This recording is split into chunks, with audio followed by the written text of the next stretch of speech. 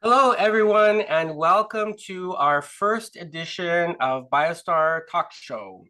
This is a show that we've had been planning for quite some time, and today is the debut. We're going to have we have wonderful guests on our show today, and we're going to actually try to keep it as casual as possible because there's a lot of shows that are out there, people talking. And I think between Evelyne and myself, we said, this whole show really came together on its own. I mean, of course, there was a lot of work put into it, but I think that when the universe says you got to do something, you got to do it. So this is our first edition, and I welcome everyone who, if you're watching it live or if you're watching it as a restream or broadcast, welcome to the show. 2024 is going to be a wonderful year, and we're trying to get ahead of the curve. Since we're now in December, we'd like to kick off just a sample of what we'd like to do. So we plan to have many wonderful guests on our show, experts, people from the wellness and holistic healthcare that are going to come onto our show and talk about their modalities. We really want to expand the topics nowadays because we have a lot of wonderful people connected to us, and we want them to share. We want everyone to share their ideas and share their experiences with our community. So my name is Ulysses Sharatov. I am the president and co-founder of Biostar Technology.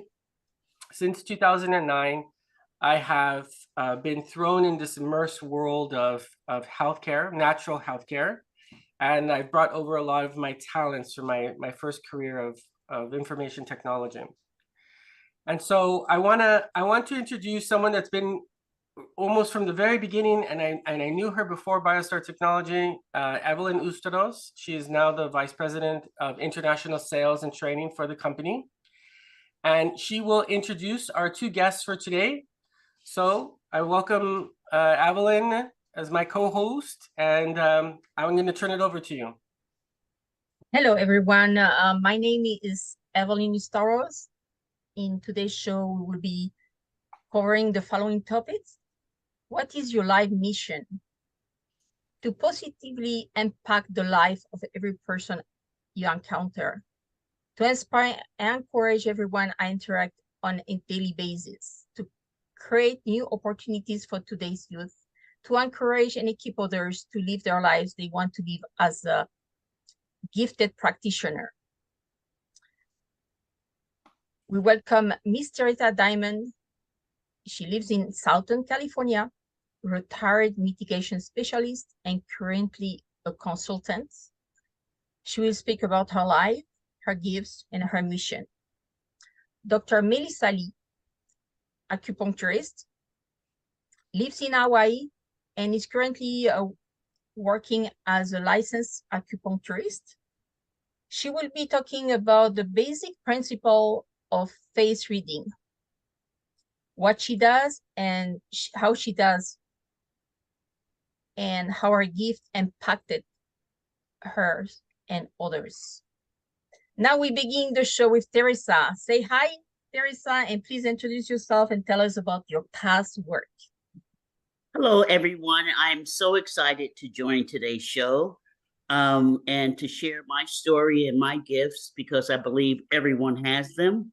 So I, for the last 27 to 30 years, have been a mitigation specialist, which people don't know anything about. Anyway, I'm on a team of people who are defense lawyers. I'm not a lawyer, who represent people who are charged with the death penalty. And when I say that, people say, whoa, how can you do that? Well, I can tell you that because of the things that I have experienced, I have the ability, and so do you, to find a nugget. And what I call a nugget is something that a redeeming quality that every one of us has. And I hold on to that. I don't think about the charges, and I go to work. You say, well, what do you do? Well, mitigating means to try to defray or make less, or so I look for mitigating factors. And that's not easy. I go back 3 generations because a lot of people hide mental illness in their families. And mitigation is never an excuse, but it explains how a person arrived at the point where they committed heinous crimes. In every case, if you go from the time of the crime backwards, you can always figure it out and say, oh, I can see how that happened. Not why that happened. I can see how this happened with this person. So that's what I do. I hire experts like neuropsychs if I believe I have enough of a basis to think that a person has some frontal lobe damage or some other things. I hire all kinds of experts in the field to kind of put our defense together. And what it does, it gives the judge and the jury an opportunity to give an alternate to death. For instance, life without parole. In some cases, life. Because I believe that every life is valuable no matter what you've done.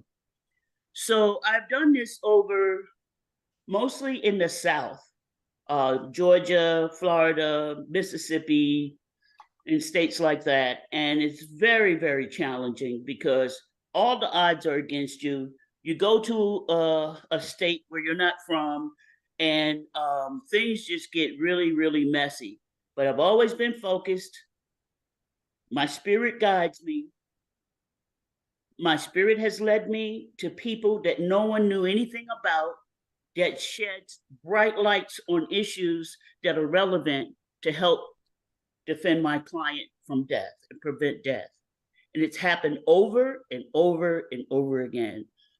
I left I left Atlanta after 28 years and moved to California because I was told that there was no African American or minority mitigation specialist in all of Southern California. I couldn't believe that.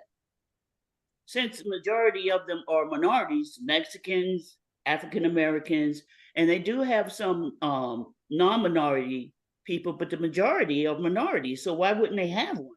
So anyway, I came out here. As soon as I came out here, I hit the ground running. I've had, in the last 5 years, 6 death penalty cases, none of which got death. I was able to find things and put things together along with the attorneys and mitigate their sentence, so we didn't even have a trial. So I'd like to explain more as we get into this talk about how it is I do what I do.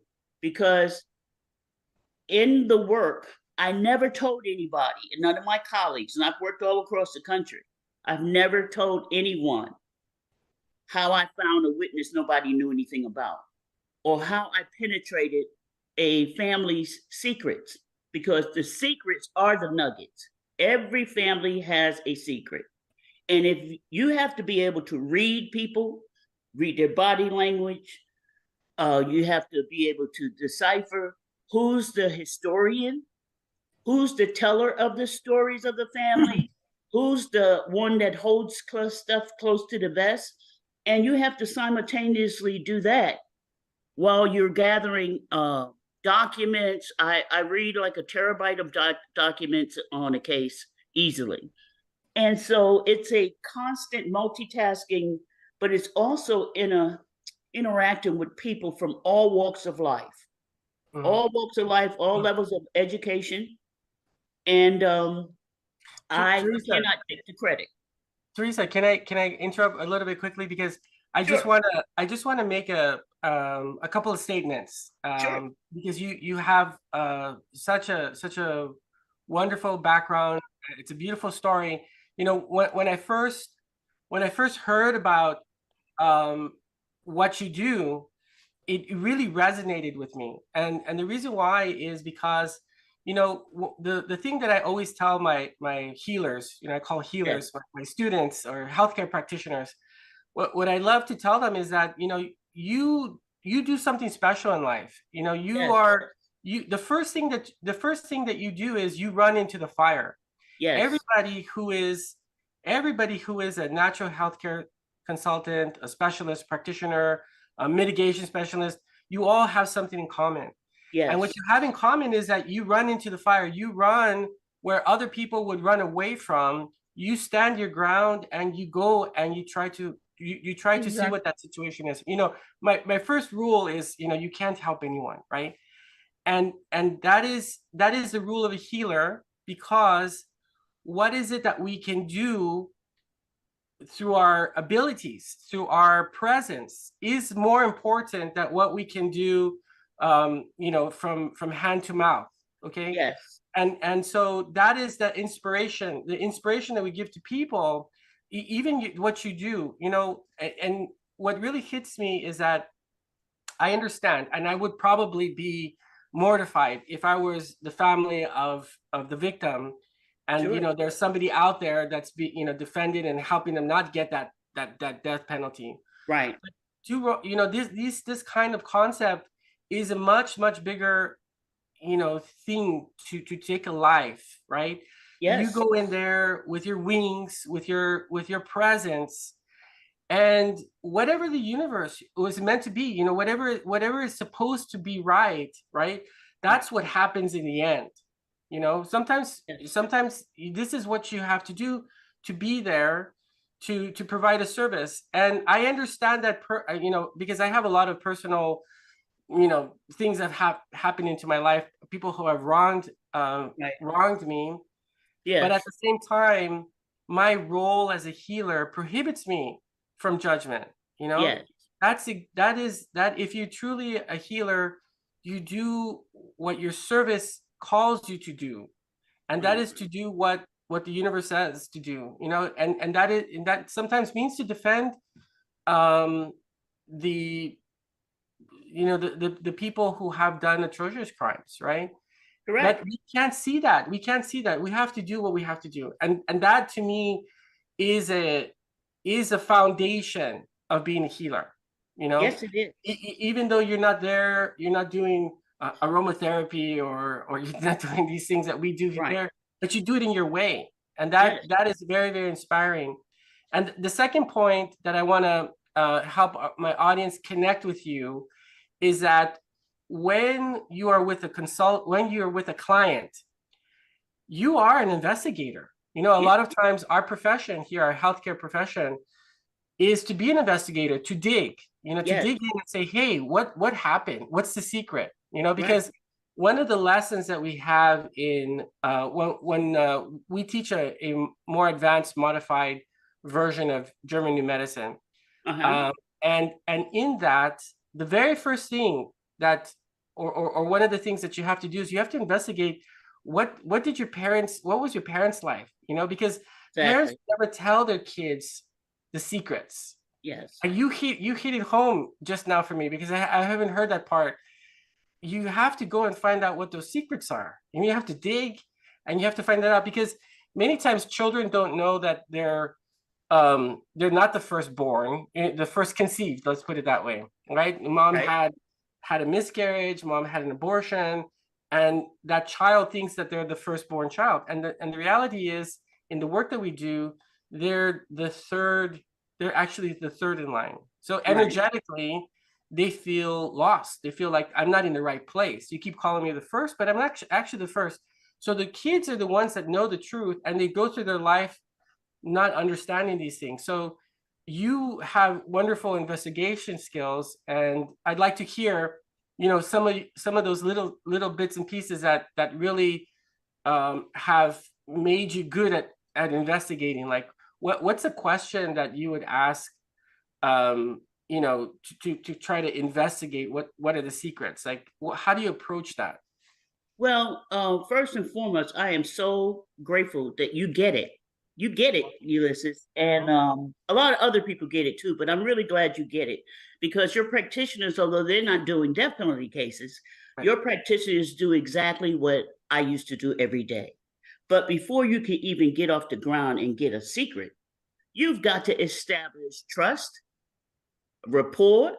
You have to be authentic, and authentic should be number one, because people have a BS factor. They have a meter. They can tell when you're not really being, and you have to be comfortable in your own skin with what it is you're doing to even start. You can imagine, I've had serial killers. Now, a serial killer, I'll tell you how I got his secrets. He was an atypical looking person. Most serial killers are good groomers, good looking. They're in an age range between 18 and 24, and they're intelligent, and most importantly, they're charming. And their charm is what gets people engaged with them, and then they turn on them and kill them, right? Okay, I had a serial killer who killed 7 prostitutes, and he wouldn't talk. He really wouldn't talk to his defense attorneys. He wouldn't talk to anybody. He had just got acquitted from a murder trial. So I think he was engaged with in the system because he knew he murdered someone, but he got away with it. Long story short, I went and met with him. I didn't tell him how bad his case was. I didn't do any of that. I just went with him, looked him in the eye, and I said, "Hi, what's your story?" And he said, "What? Nobody's ever asked me what my story was." So he began to tell me things that enlightened me as to maybe there are some other things here that I need to investigate to flush this out, because he's telling me his perspective. Might be a whole bunch of stuff that goes with it. Long story short, it was. And so what I did with him, he had trust issues with everybody, including his own family. And once I figured that out, I told him, "Okay, Gregory, you said you were this place, that place. I'm going to go. I'm going to interview these people." And he was offered this alibi. I went. I said, "But I'll tell you what, I'm only going once. If I come back, give you the information, and then you want to tell me a whole different story, I'm not doing it." He said, "That's fair." I came back. By the time I got to the 3rd person I had interviewed, who said that he wasn't there cutting their grass, he looked at me and he said this, and this is what I find so profound. He said, "Miss Diamond, the streets are dangerous out there." That's ironic that he said that, but he said the streets are dangerous out there. He said, "I killed those women. Do you want to know why?" I said, "No, I don't need to know why, and you don't need to confess to me." He said, "Well, I can do 25 years. Can you see if you can help negotiate a 25-year plan? And I'll plead guilty to all of them." I said, "Well, I'm not an attorney, so I'll have to go get the attorney and come back." And he said, "Well, before you go, I wanted to say something to you."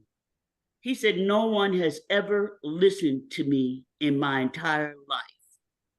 I used to come home from school and I told my mother I couldn't read. She didn't pay me any attention. My sisters and brothers laughed at me. Whenever I said something, they ignored me like I was invisible." Now, I'm not saying that that's a foundation and a reason for him to become a serial killer. But he said the same thing happened to him. He was a crack smoker. He smoked crack. And he was exchanging sex with these prostitutes, and he found out that he got HIV. So he went to each one of them and asked them, are you HIV positive? And they all said no. So each one, he killed them. Hmm. But when you put it all in perspective, it makes sense. I can see how he became that easily. Now, with him, he was in denial about his physical ailments. And so we had a doctor examine him, and not only was he had full-blown AIDS, he had tuberculosis, and he had hepatitis C. So we had the doctor to do a life expectancy. And they said that the life expectancy was 8 years, that he would be dead in 8 years. He was dead in 8 years. But anyway, we put that together, went to the prosecution's office and said, you're going to spend $1.5 million taking this guy to trial, and he's going to die in 8 years. And they agreed to do the plea bargain. And so No two cases are alike. That was solved in a very unique kind of way. But my point is, as practitioners, you have to be open enough to hear and accept the ugliness of other people, because it's not personal, but that gives you insight into how to investigate further. It raises questions for other people related to that person. It's a plethora of information that you could use to actually help your client. Yeah. I don't believe that Gregory would have said that to his attorneys. Let me ask a cross question to Evelyne. Evelyne, and so you do a lot of scans on people, and there's the scans sometimes show some information that you have to kind of say, should I ask them about this or not? So like, for example, like abuse, a lot of stuff can come out in the scan. So how do you approach that? Do you approach your clients? First of all, the first question I ask them, why are you here? What are your goals? What are you expecting from this session? And most of the time, that specific question trigger them and say, wow, she really cares about me. After from there, they start talking. And when I see it's definitely the block, I mean, I definitely have also some intuition doing this so many times, then I will say be authentic, jump on it, don't be scared. Sometimes it can be brutal. Sometimes we can react also. We're humans, you know what I mean? That can happen. But it's always with the sake of love and trying to wake up the other person. Then the thing is to find is like very tricky. It's like a clock, and you need to find a time when you can trigger that person. And basically, we are troublemakers. We can push someone to the roof, definitely, right? We can. I'm totally. I'm not perfect, but you know what? I'm so committed to the truth and to shift that person, because I only see is the result. I don't care about the story. We don't care about the story. At the end, we need to free up that person. Right. Then the only way is to be really unsure what we're doing. We're doing for a purpose. We know where we're at, and we have the vision of the final result. Like Teresa has that result, right? And I think that's important to always remember what your role is. And I think that from the very beginning, that's why I say when you're a practitioner, when you're a consultant, you always have to know your role, and you have to accept that role to do that role. You can't just get a certificate and say, okay, that's it. I'm this is my title, right? No, you actually really have to be that part, that cog in the wheel, because we live in a clock. Okay. And we're all gears. We're all part of that same clock. Yeah. And if we do our job, if we do our purpose, that clock flows smoothly. But when we hesitate, then things are out of sync, right? Yes. Even in our own lives, even if we don't be who we are, if we're not authentic to ourselves, how do we expect other people to be authentic to us? Right? Absolutely. Yeah. You have to be committed too. You have to be committed before you meet the person. Yeah. Dr. Melissa, you have been quiet out there. Oh, I thought it was just Teresa talking. Sorry. No, you can interact. Absolutely. Yeah, I mean, I think what I was trying to ask was, there's always moments when you're with your clients and you come to the conclusion that there's something, like, for example, when we do scanning, things can pop up in the scan, and of course we have to ask the question, right? But then as we're working with that client, intuitively, I think maybe you can also tell us if that's your approach. Do you go right away and start to dig in, or what's your approach with your clients when you find out there's some very serious, let's say, secret in that they just need to release, right? They need to say it because they haven't said it. She just say earlier she knew why he did it. What was that? Teresa. You say earlier, I Well, knew why he did it. It's like because he pretty was weird. invisible to everyone. But I didn't Yeah. just get all the nuggets from him. I went to his family and interviewed his mother, Okay. his sisters, his brothers, and the cumulative information. First and foremost, I have to say this. I can't take the credit for it. I was just a vessel because my That's right. intuitive sense is very, very strong. And so when I go into someone's home, I'm feeling their energy. So this entire family was afraid of him, Yeah. which indicates that they knew he was a serial killer to me. But you have to be able to speak their language. And I don't like this cliche, but you have to meet people where they are. That's true. But spiritually, you can't meet people if they're not spiritual. You know, it's like penetrating a brick wall with some water. Yeah. So you have to go deeper. And I've been guided. And sometimes when I have some things in my head before I get there, my spirit will move me in a different way to ask a different question, something I didn't even know about. And Yeah. bingo, there it goes. So we're kind of, your practitioners and I do the same kind of work as well as Dr. Melissa. It is using your intuitive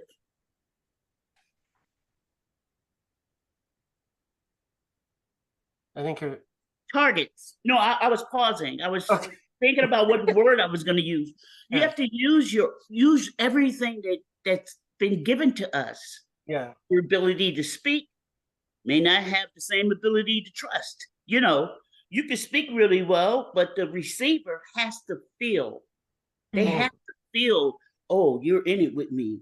That's Yeah. how I was so successful. Yeah. It's because I'm not different than anybody else, except for I finally found that the gifts that I had were more than one, and I used them all in my work. And Yeah. I think the practitioners as well, Yeah. when they go into a situation, they have to feel comfortable, committed, open-minded while they do that, because things could happen that you don't even anticipate. So you have to remain open. It's a combination of things that you have to do and be before you can get anything accomplished. It's Yeah. like silence. I let silence work for me. When I go to a client and I introduce myself, I tell them what I do and how I do it and what its use is. Some of them don't want to hear that. You know, how can you get a grown man in 40 something plus years to admit that he was molested by his father? Mhm. You can't just go in there and say, I suspect something. I mean, you know, you have to build up to that to allow the person to tell you, and they will. Yeah. Because Trust. most people want to tell you. Yeah. Most people want to be heard and they Yeah. want to be seen. I agree. That's beautiful. Yes. And it's no different with, you know, it's no different with somebody who is a client Right, who's suffering from an illness, right? right. Who's suffering from, chronic condition. All those things, Yes. whether, whether they choose to take action against it, in a way that's unethical, of course, but this is the way human behavior is, right? This is how Right. this is the consequences of our society, or of the way we build the relationships between our families, the way we communicate as well, right? Or we Yes. don't communicate, or we don't be a family to our family. And so you represent a type of healthcare consultant, right, in your own right, Mm-hmm. that goes beyond, that's the consequences.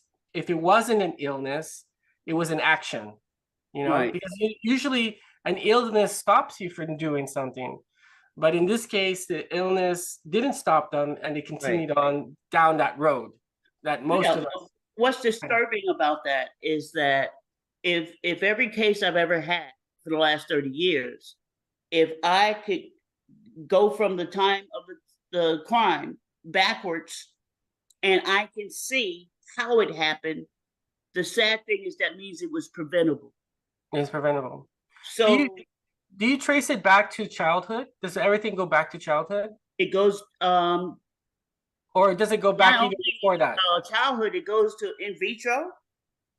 And it goes 3 generations, because And 3 it goes- generations ago, you know, we didn't have documentation. You had to be severely mentally ill to be in the institution.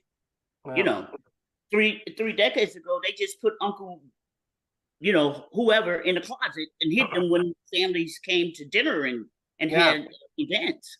So you have to piece that together. You have to find out about these people, even in death. I get death certificates. I want to know. I look for patterns. If they all die from heart attacks, really, the environmental things. You know, I go back 3 generations. But you know, Teresa, we're working on an ancestral app to Oh, map really? all of the to map that back, because a lot of illnesses, you know, I'm going to tell you what's very interesting. I'm not sure if you know, or maybe you've noticed, but that if you're named after someone in your family line, you have a very strong propensity to repeat whatever that person did in their life. Well, I do know that, and actually it's measured. People who were in the Holocaust, for instance, and died, the generations after them carried on their pain. And that can be measured. Yeah. It's escaping me right now what the name of what that science is. Yep. It's pretty new. It's been the last maybe 5 to 7 years. And when I brought it up in the context of a case, one of the team members said, "Oh, no, we can't do that. You know, don't even talk about that." But anyway, I know what you're talking about. Sounds like our profession. Okay, Teresa. So we've done half of the hour. I want to switch over a little bit to Melissa, so that we can get some time. But I love your stories. I love your background. Thank you. I want to get you back when we start to do also. I mean, we're not finished, but I want to just mention when we start to do like ancestor syndrome and we do all these other type of topics. I'd love to get your feedback on the show. I'd love to get it. Thank you. You know, it's a wonderful thing. Okay, so let's shift over to Melissa. And we have like 5, 6, 7 of polls like that. Everybody can refresh your mind and think about what they heard right now and how they relate to Miss Diamond life story and practice, I will say.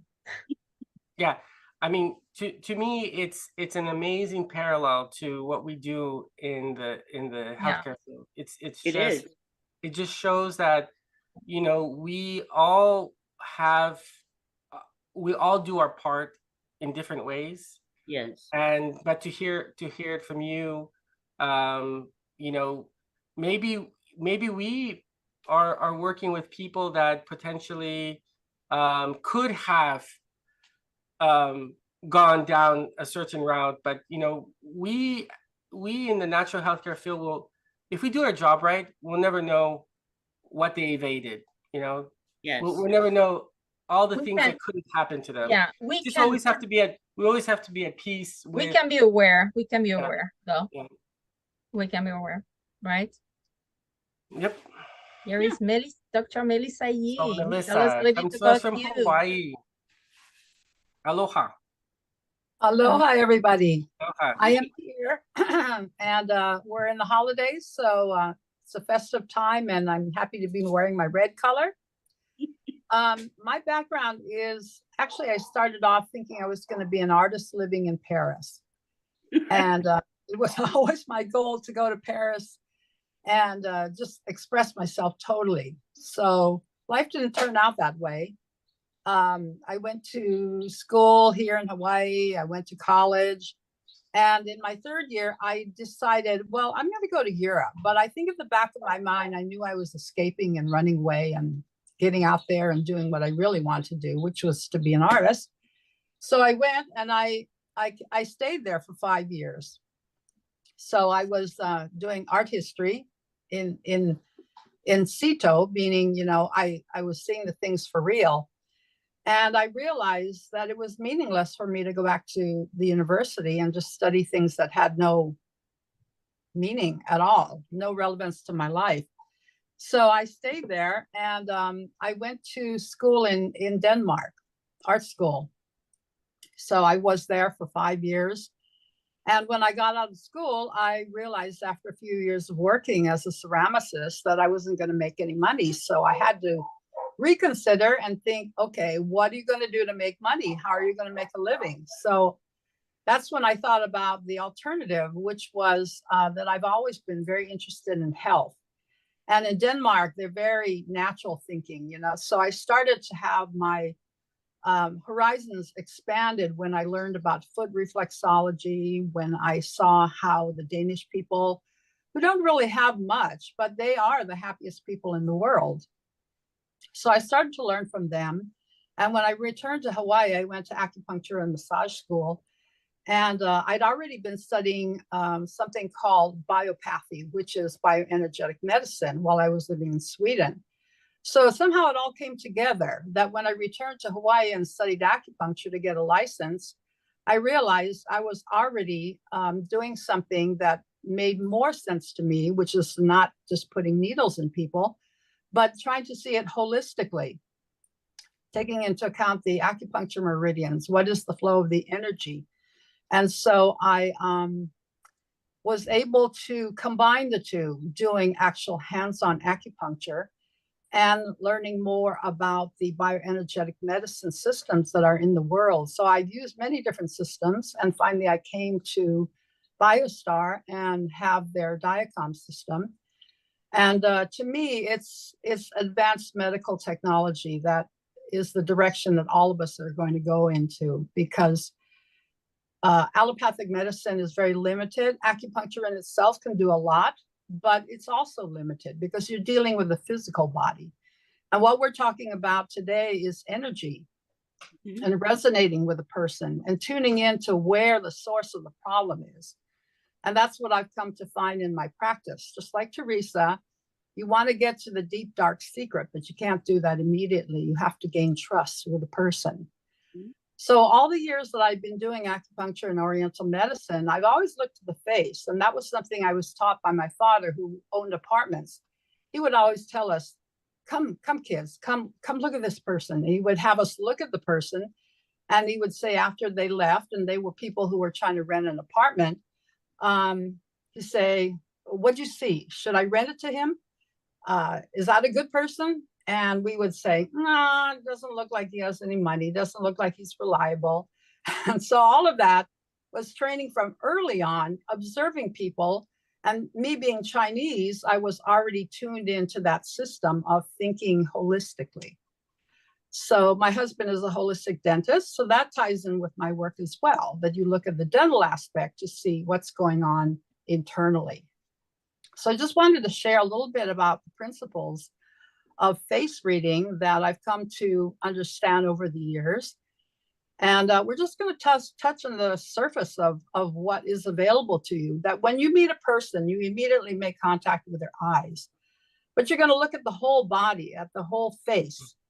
Melissa, I'm sorry. Did you want me to put up the PDF? Your PDF? Yes. Yes. Okay. In 1 second. So when you meet people, of course, I always try to get a medical history on them, but quickly it turns to what are the particulars of what your problem is. And let's go to the face shape. So when we look at the face, sorry, the oh, it's okay. It's okay. We'll yeah. keep going. It's okay. Yeah. So the face shapes are basically based upon the 5 elements, as they know in Oriental medicine, as water, earth, let me just think, metal, wood, and wind. What's that? Air and metal, earth, water, fire. Yes, fire. Fire. That's right, fire. So usually if you have a round face, that's related to the kidney energy. If you've got a triangle face, or an inverted triangle face, that's usually related to heart or small intestine, which is the fire element. If you've got a square face, that would be more related to earth. So you're very grounded, and all the characteristics related to each of the elements shows up already right there in the face. But today, many people are intermarried. They have many races in them. So you're not finding strictly 5 face shapes. You're finding trapezoid, you're finding inverted trapezoid, and many other variations. And depending on who you're studying with, you're going to find as many as 10 different types of face shapes, 12 different types. So there's no set rules anymore because we are such a cosmopolitan world. So we have to take into account the racial background, as well as nowadays, people are doing a lot of plastic surgery. So when you meet a person, that face that you're reading is not necessarily the original face of the person. So you often have to ask them, have you had surgery? Because then you want to get a more authentic read on their body and their face. Wow. So let's go to the next one. So generally, when you look at a person, you look at the right side of their face first. That's been checked in scientific experiments, that automatically your face will be drawn to the right side of the face. And that is the public side of the person, that the face that he shows to the world. And that is related to the mother's side, as well as the female aspects of that person or other people that he's related to. The left side would be the private side, the side that he never really shows, what Teresa's talking about, the secret. What is the dark side? And oftentimes that's related to the father or the male aspects of the person that you're looking at. So you've got these 3 divisions in the face. You've got the higher area above the eyebrows, which is related to celestial or heavenly thoughts, like the mental aspect, the analytical aspect. And then you've got the middle part of the face from the eyebrows down to below the nose. And this is the human aspect, the practical aspect, the aspect of a person that is shown to you through the choices he makes in his career, the personality, how much willpower, how much assertion that person has in his daily activities, and how he carries things out on a daily basis. Like, is he a procrastinator or is he a person who just goes for broke? So, and then the lower part of the face. Yeah. So if somebody wanted to just practice a little bit, is looking at the symmetry of the eyes, you know, like sometimes people have like one eye. Oh, I did that very funny. One eye bigger than the other. Is that the duality, the dual thinking, when the eye shapes are different? Yeah, of course, because one is being taken from the mother's genetics and the other side is taken from the father's genetics. But you very, very seldom find a person who's got a symmetrical face. I mean, if you look at my own eyebrows, you know, they're not on the same level. So that's how the mother and the father aspects are contrasting and maybe even fighting each other. Yes, also that. Be different? Yes. One ear might be smaller, one ear may be deformed, the other ear is big. But that's all the stuff that you have to take into account when you're looking at the symmetry. Which side is dominant? What does the private side tell you about who that person really is and how he really thinks? Okay, let's move on. Yeah. So this is just a basic evaluation of the emotions as related to the different areas of the body. I won't go into that so much, but definitely if you've got wrinkles, if you've got moles, that will tell us even more information about who you are internally. Let's go to the next one. That's always a problem with Botox though, right? Yes, exactly. That's why, especially in California, you know, you're going to have to ask them how much Botox. I don't have any Botox. Either. So here we have another chart which shows the different areas of the body as related to organs. I'm not going into detail here either because that could take a whole hour. Yeah. But you see that each area of the face is related to an organ. And again, the 5 elements comes through as to why you have bags under your eyes, why you have a sagging mouth, why you have a little chin. All of that is related not only to emotions, but to organs. Okay, Wow. next. Yeah. So here you see the side of the face. So when we're doing face reading, we start with the ear because the ear is where you can see the person's life from age 1 to 14. So on a female, on the right side is where you begin to read age 1 to 7. So where the ear attaches is the time of conception. And then moving upwards, you have age 1, 2, 3, 4, 5, 6, 7 at the earlobe. On the male, it's going to start with the left ear. So you look at the left ear of the person first, of the man, to see what was the development in childhood as to maybe health issues, as to maybe problems with the family. All of those are going to be told in the 2 ears. Okay, move on. Is there something with females that, I mean, I've noticed it from you, like you have your like when you have your hairstyle, does that also energetically change you? Like, for example, if women have their hair over their ears or they have their hair tied back, does that change your energy as well? Probably it does. I had one client, she's Afro-American, and she always wore braids, really long hair and tight braids. And so when she came to me, she had a very high forehead and a very oval face, but the forehead was very high. Yeah. And initially, when she was young, it wasn't that high, but because of the weight of the braids pulling her hair back, she lost all the hair around this area. So yes, energetically, it's going to make a difference. If a person has a lot of hair, the story of Samson and Delilah, when he cut off his hair, he lost all his masculinity and his power. So yes. Because the girls, hairstyle when they has like a you, lot they to kind of do do. this thing too. Yeah, that's something That's like showing you the ear, right. right? That's a nervous trait. That's all this in there. Can I ask Yeah, you a but question? I'm trying to find the secrets Go of ahead. women. What approach do you use when people come to you, like a new person comes to you? What do you just tell them? Just turn to the right, now look at your ear? Or, I mean, tell me how you, I know I'm being facetious, but tell me how that happens. Yeah, okay. Well, we'll get to some of that later on as I Oh, show you the examples. I'm the guinea But pig, by the way. if a person comes to me initially, I'm mainly if they're coming for acupuncture or treatment for an illness, I'm mainly focusing on their medical history and taking into account the way they talk on the telephone when they make their appointment, how they walk up the stairs to my office, how they come through the door, the sound of their voice. So I'm already observing the physical things in front of me. But with the ear thing, that's much more specific. It's a little bit private when people wear their hair over their ears because they are trying to hide something.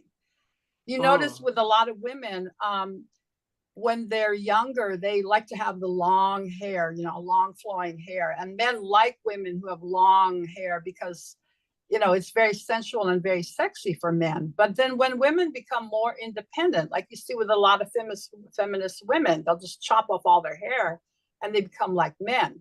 Like in Denmark, all the women had short hair and they smoked cigars and they were real tough.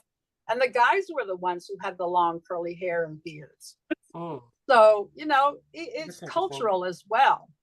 Yeah. But with regards to what I see with a person who I do a face reading on versus a person who I'm treating medically with acupuncture or whatever I'm going to use with a modality, it's a whole different approach. Yeah. Okay. Great. Let's move to the next slide. Okay. So we didn't do anything on male though. No, not necessarily. No, On it's the fine. male, it would be the left ear that you would look at first when you're reading the face. Okay. Okay, this is always fascinating for people because actually your whole life is mapped out right there in your face. And after you look at the ears, then you're going to start at the top of the head We don't have age 15 here. Somehow, this is an older version of the face map. But you go down from the forehead and you kind of zigzag across the face, come down through the forehead, and then you're going to find all the different ages mapped out on the face. And depending on where they have moles or where they have wrinkles or if they have any kind of grooves or scars, that will usually denote an event in their life where something quite traumatic may have happened. So even though they may not tell you, again, you know, if a person has had plastic surgery, you're not going to be able to perceive some of those events. But generally, if their face is untouched, you'll be able to read in the face exactly what has happened throughout their lifetime. So if it's a place ahead of time, like for example, I don't know my age anymore, but so if I want to see what's going to happen in the future, well, and I find a mole, but it's like in 16.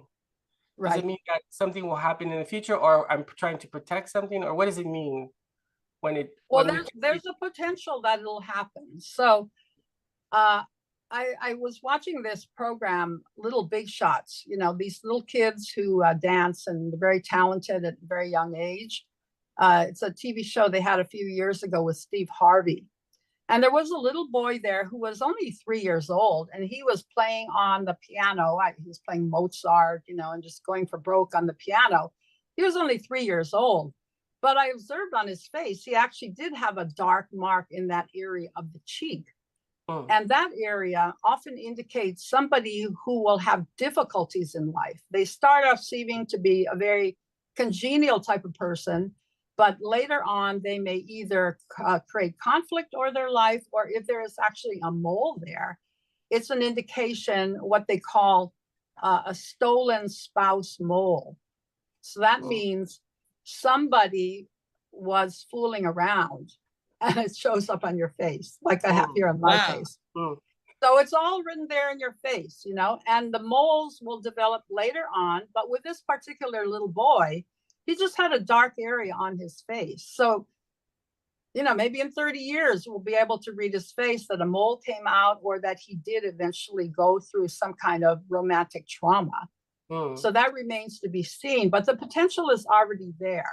I also show pictures in my class of people's, of little children whose parents had been on fentanyl.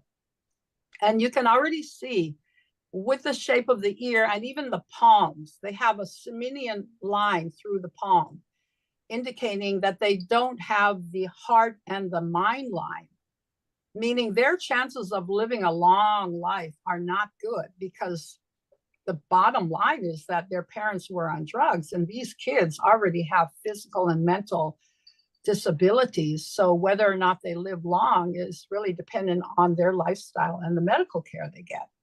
Can you mitigate can you mitigate any of that? Well, of course, yeah. People will ask me, right, they ask, you know, well, if you were a face reader and you went to a school and you worked together with a counselor, would you be able to read the face and say, okay, this kid's going to have problems at this age? You know, there may be even some criminal aspects. So yes, you could possibly bring that into a school system or into a counseling system where you could help a child to avoid getting into those serious kind of problems. But we know the school system is very restrictive in what kind of training and what kind of background you have. And if it's too far out of the curriculum or the thinking of the school system, something like face reading is just something that, you know, they're not going to take seriously. So unfortunately, we're still very limited. So that child would have to have a parent who's very open-minded and who would be willing to seek counseling, not only for the behavior and the physical problems with the kid, but also to see what kind of potential there was of the child becoming criminal, as I'm going to show you shortly. And then working on that so they could avoid that developing into something more serious. Okay. One last question. Yes. So in Teresa's investigation, we always go back to 3 generations, right? And, you know, we'll talk about that. So would you say that this map is also kind of a map of your generations because you're going to repeat them? It shows that you're going to go into, that's why it maps into your future. I don't know if it would show up on the face so much. I do know of cases where people had moles on their back. I read a book about reincarnation one time about an Eskimo father who had a mole on the back of his back. Yeah. And the son had a mole just like that in the same location. And when they did a past life regression on the father, they learned that the grandfather had been stabbed by a spear by somebody. And they went through that exact same point where the father now showed the mole. And now the son even had the same mole in the same location. So yes, the moles may be an indication of ancestral memory. But as far as the wrinkles, yes, maybe you could read some of that in the upper part of the forehead, maybe even the ears. But generally, that's not what we do the face reading for. But yes, it could be expanded to be used in that way. Got it. Okay, let's move on. So as I said, with a man, you would start to read the ear from the left side. So age 1 to 7 on the left ear, age 8 to 14 on the right ear. And then the rest of the face would be the same as far as the sequence from top to bottom. And they only map up to 100 years because most people will only live to be 100. And by the time you get to be about 70 or 80, there's not so much concern about how that person is going to use his potential because most of life has already passed. Yeah. The career is already chosen and most of the trauma and events in the life have already occurred. So you just hope that a person will be able to live a long life, not have too many ailments when he's old, and just live a very peaceful end of life. Yeah. Okay, moving on. So here we have Evelyne Ustaroth. She volunteered her face to me, and I just used her iPhone photo and just went for broke. And, unfortunately with iPhones, you're not going to get all the details of the wrinkles. But what I could perceive very quickly, even though I know Evelyne a little bit, I had to make myself totally neutral when I looked at this face and analyze it simply for what it was and not think, well, I know Evelyne is like this and this, completely put that aside and look at the features and analyze them for what they were showing me. So what you see with the eyebrows is that they're curved, they're rounded, they're not really angular.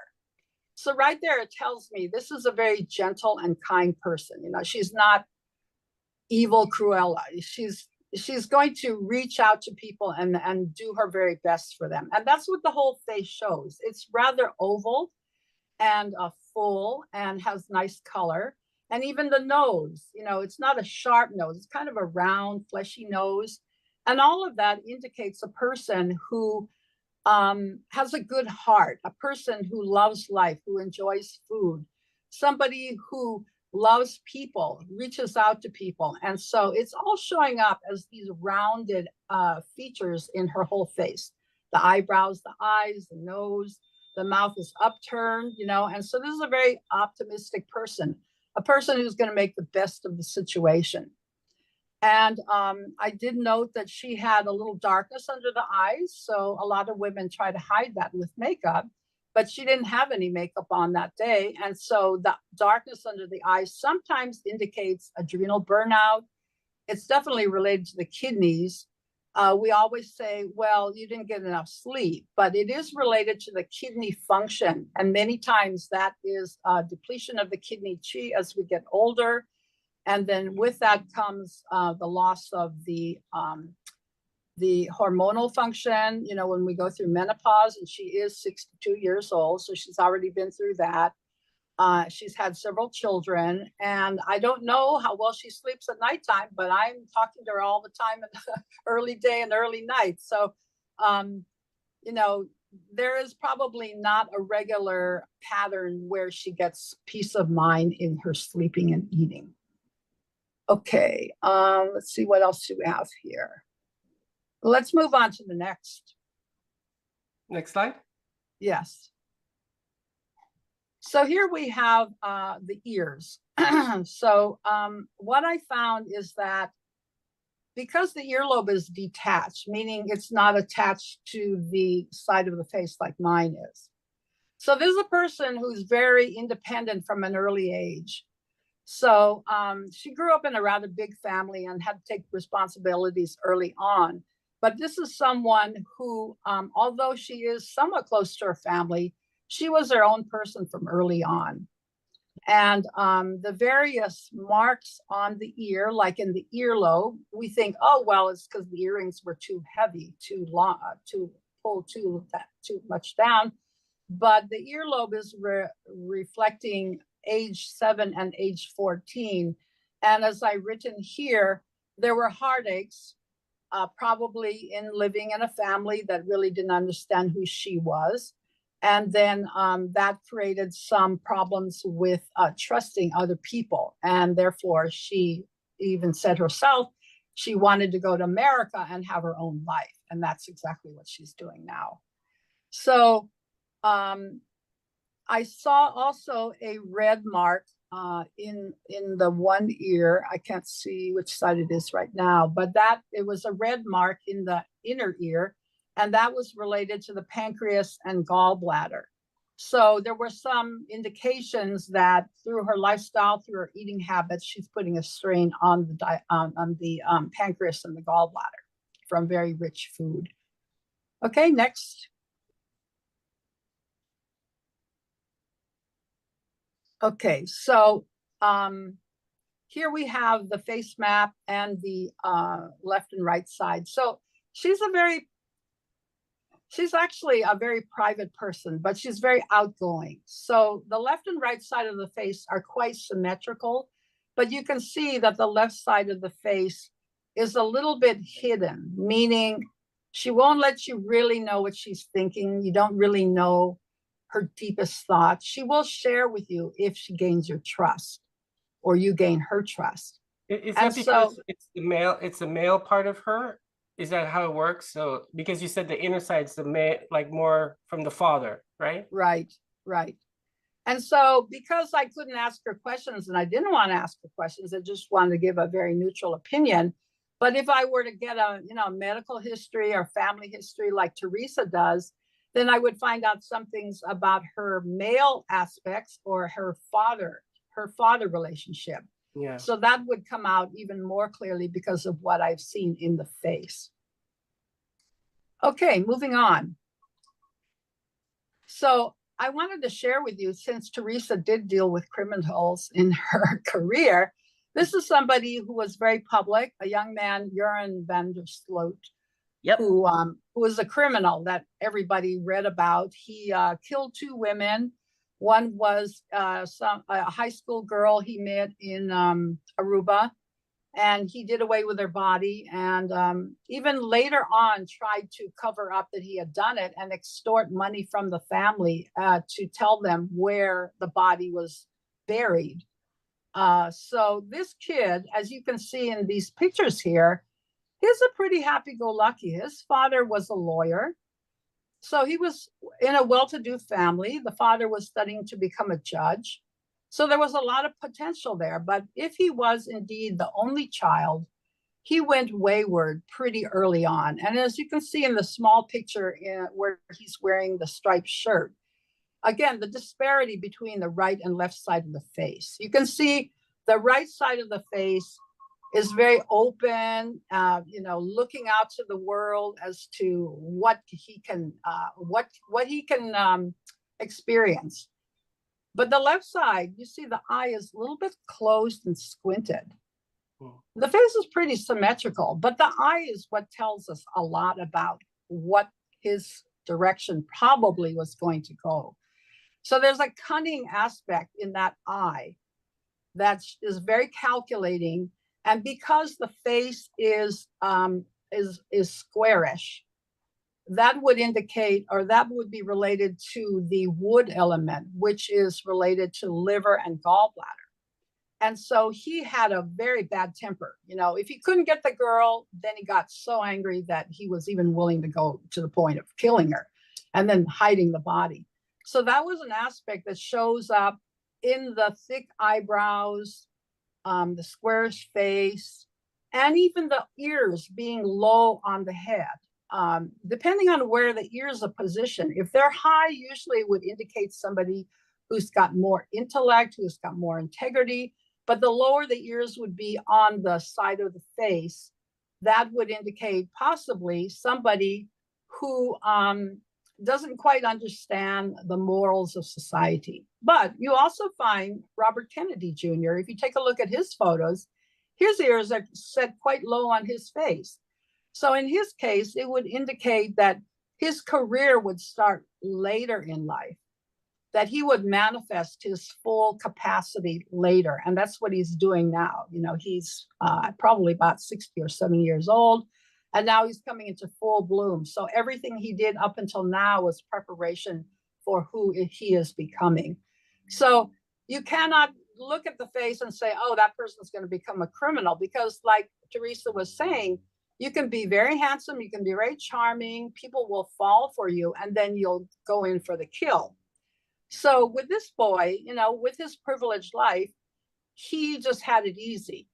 He probably never took life seriously. The mother and father pampered him, and then he just went down the wrong path. But the interesting about that, go on. When I saw his picture the first time on television, I said, he killed that girl. Look at him. He has and I don't do facial stuff, but I do recognize certain elements. He has a high crown. And that would have suggested to me, if he were my client, I would have suggested to the lawyers to maybe do a PET scan on him to see if there was any white matter. So I just want to throw that in. Right, there's a potential there. So, yeah. So with regards to the parents, so the father was a judge. Mm-hmm. The mother probably didn't have to work very hard. And from what we hear, the stories about him after he was incarcerated, she said she wouldn't have anything to do with him anymore. You know, she wasn't even going to go visit him in prison because he had absolutely no remorse. He was just like, I did it, you know, and, you know, tough. That's how life turned out. So the attitude was, you know, wrong from early on. And they say that when they found him guilty, that the parents actually did use their connections through the father being a lawyer to get him off more easily. And the mother even tried to have him get help for being a sociopath to avoid putting him in prison. So the parents were doing everything, you know, as any parent would do. They really try to find the best for their child. Even though they know the child is wayward, they will still love that child unconditionally, you know, and most parents will continue to go to prison to help the child and support the child, even though that child has committed so heinous crimes. But just to talk about the mother a little bit, you can't really see in this picture so well. The mother with the blonde hair, you can see that she's a beautiful woman, but the eyes, you know, like they're on fire. She's got this determination. And what I noticed in the close-up of her face was that across the bridge, which is the area of the spleen, pancreas, and stomach, is that there were wrinkles indicating that this is a woman who was in a lot of torment. You know, she didn't know what happened to her daughter. She, you know, was agonizing for years because they never found the body. She got no closure to the situation. And the other interesting thing, which you can't really see in this picture here, is that below her nose, there's a horizontal mark. Yeah. And that area is related to kidney and reproductive organs, but it can also mean that a parent has lost a child. So you might be able to see that line going across under the nose in a woman who maybe was unable to conceive or who was afraid of having children for whatever reason. But in this woman's case, it indicates that she actually lost a child. So in spite of all, you know, the hardship that the mother has gone through, you can tell she's got a very strong will, and she was able to power through this and find peace with herself And she said in one of the last courtroom hearings she went to, when she looked at this boy urine, she said, you know, he's pathetic. There's no hope for him. And she just left it at that. And the mother too, you know, the mother just completely gave up on him. And so this child, in spite of the fine background that he came from, somehow he chose the wrong path, and he went down that path to the very, very end. And so that's how his life is turning out, you know, just wasted. Oh. So that's my interpretation of this young man's face. We could go into more details, but I just wanted to show you that there is potential written in the face already at a very young age. Even when the baby is newborn, you can already see some tendencies in the shape of the ear, the shape of the face. It's already there, but depending on the lifestyle, depending on environment, you know, epigenetics, like Teresa was talking about, the child will develop in a certain direction, and then anything can happen. Yeah. But hopefully for the good. Thank you. Yeah. you. Wonderful. You know, I I wanted to share something about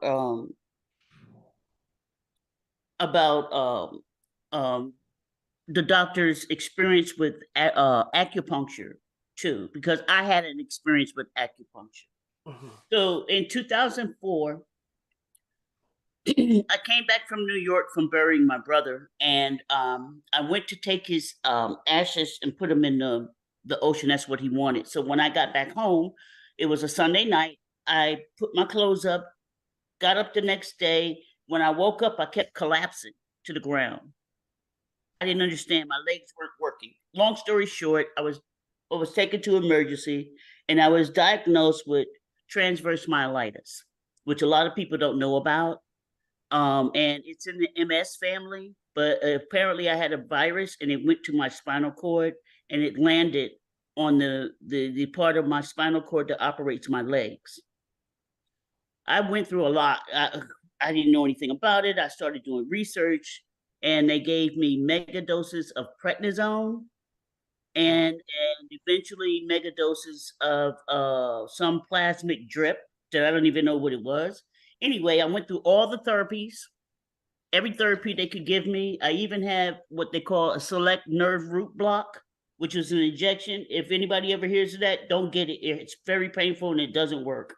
But anyway, I finally, my last therapy in order to regain walking was water therapy, because I knew how to swim, and they thought that would be helpful. And the lady said, the therapist said, "I'm sorry, Miss Diamond, you need to get out of the water. This is not helpful. I'm going to write a letter to your doctor. You're just going to have to go in a wheelchair." And when she said that, I got mad. So when she said that, I said, "You don't know me. You don't know nothing about me." So one of my friends, because my friends had to drive me to these places.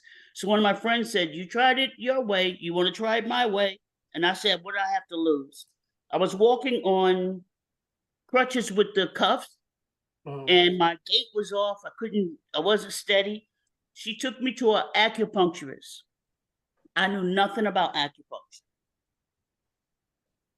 I walked in like this. He spent an hour with me to get all the information from me, and I'll be honest, I was thinking to myself, "This guy don't know nothing about this disease. Nobody even heard about this disease. How's he going to treat me?" Anyway, he treated me that day, and he looked at me and he said, "If you come to me 3 times a week for 3 weeks, I'll have you walking again." He gave me my life back. It does work. Now I was learning from Dr. Melissa that he did the traditional acupuncture, where they use the reused needles in different sizes. But he and I bonded on such a deep level that I don't know why, but I named his needles. Like I would say, "Are you going to give me a barracuda today?" He would know which needle I was referring to because it was a bigger one. Anyway, the synchron, it was just unbelievable. But now spiritually, I know there's no accidents in the universe. When we got to talking, He told me, he said, well, where did you go to school? So I told him where my high school was. He said, are you kidding me?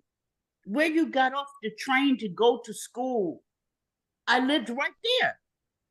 I was taking that train every day.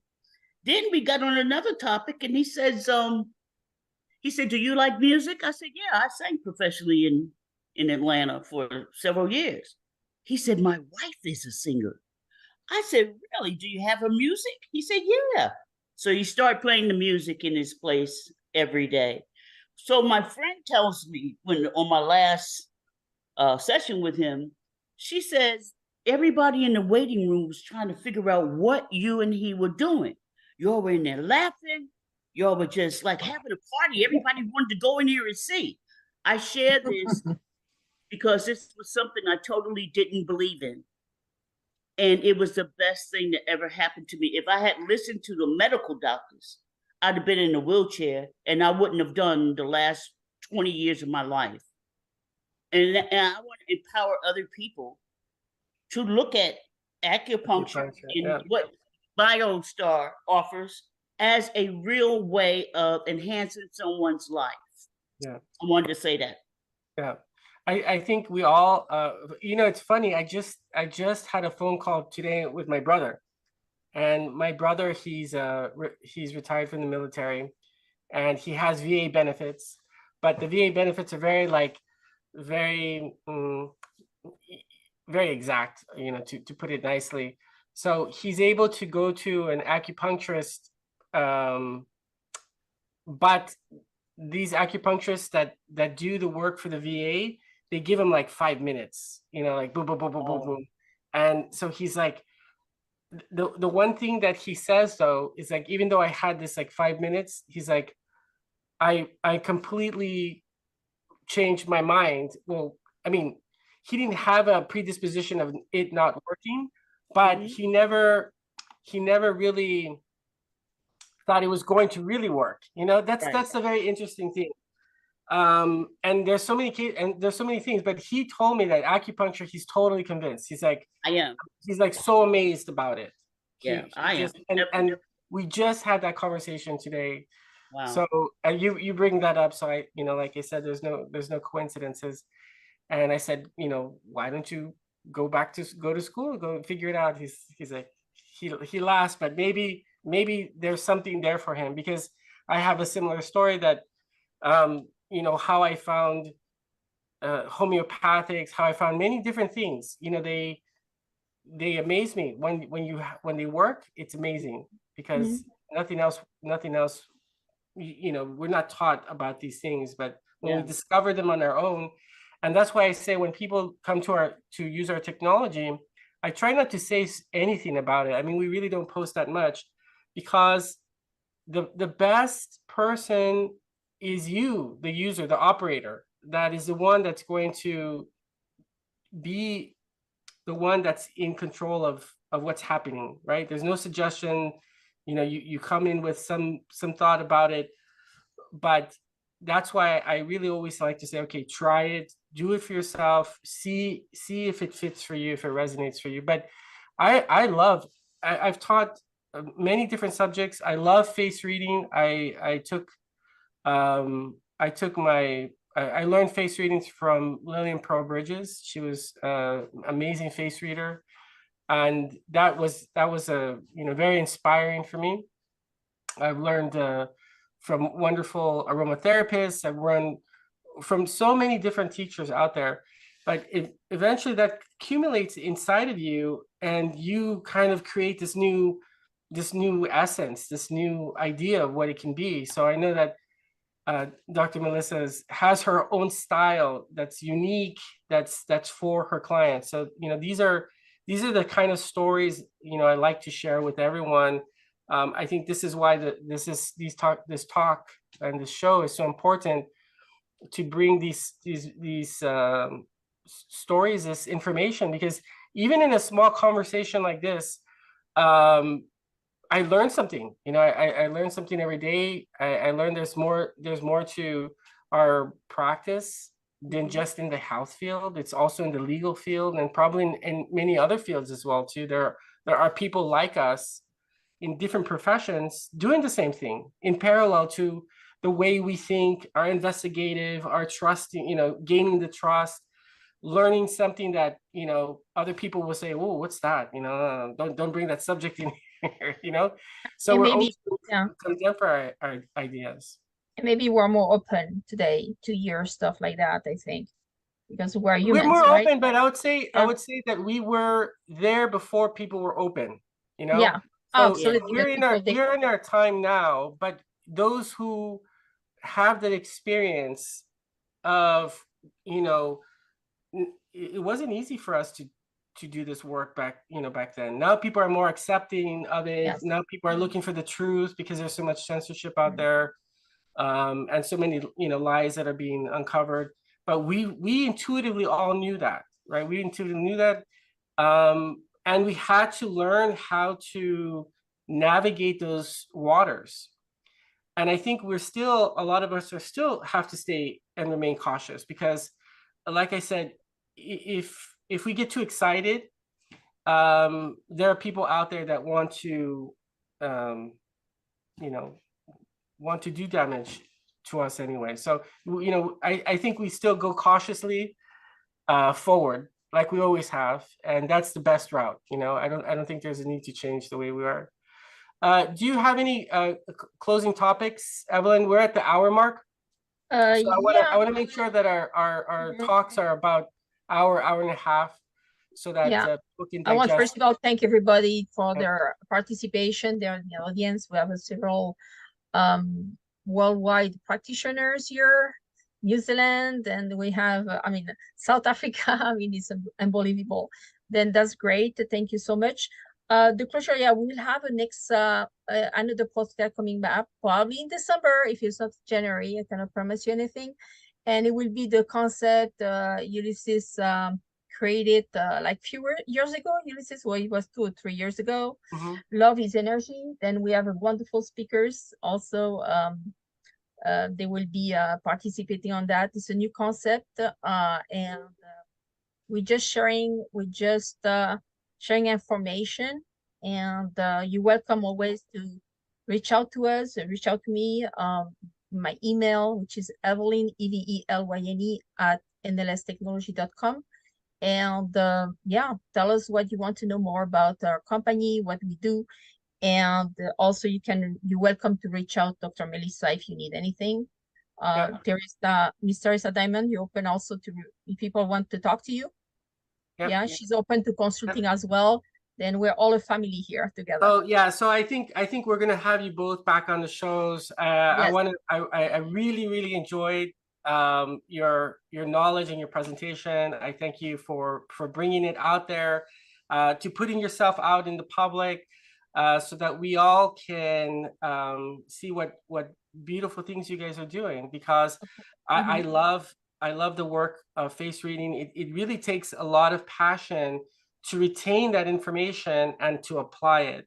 So those of you who listened to Dr. Melissa and really liked the way she was able to analyze and communicate, how she was able to observe the features of the face, that's a great class.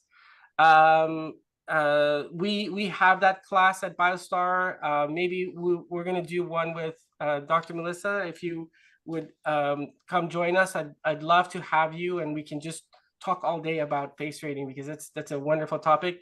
And then all the other things you probably do, because we're all very multi-talented.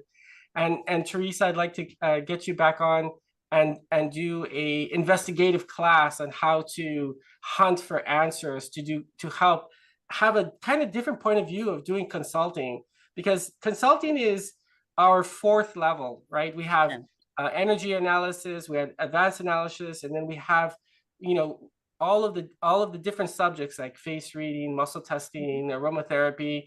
But consulting is the fourth level. That's usually where people want to get better, and everything is about asking questions, asking the questions in the right manner. But you have a great topic. People still have to feel the trust with you. So I'd love to hear all those things and put that out. So thank you both.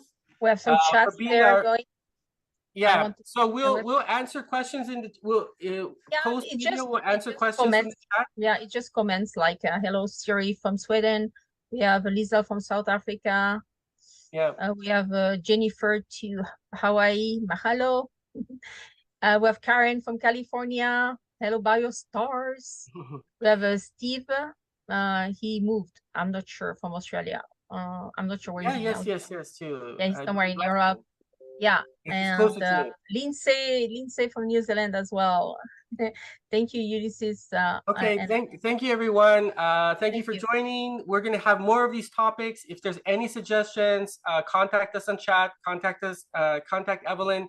We're going to wrap up this video. We're going to restream it. So even if you didn't see it today live, we're going to restream it again. It'll be part of our library, so always be available for anybody who wants to watch it. And we're going to do this throughout the entire next year. So we'll have this type of talks regularly. It's a way to service the community. So if you are looking for energy, right, give to the community. So come to our talk shows and let's put out some positive energy out there, because when we give first, we receive at the same time. Okay, so thank you, everyone, and have a good morning, night, from all over the world that we come to you. All right, thank you very much. Thank you. Thank you. Bye, for everyone. Bye. Bye. Let's close it up.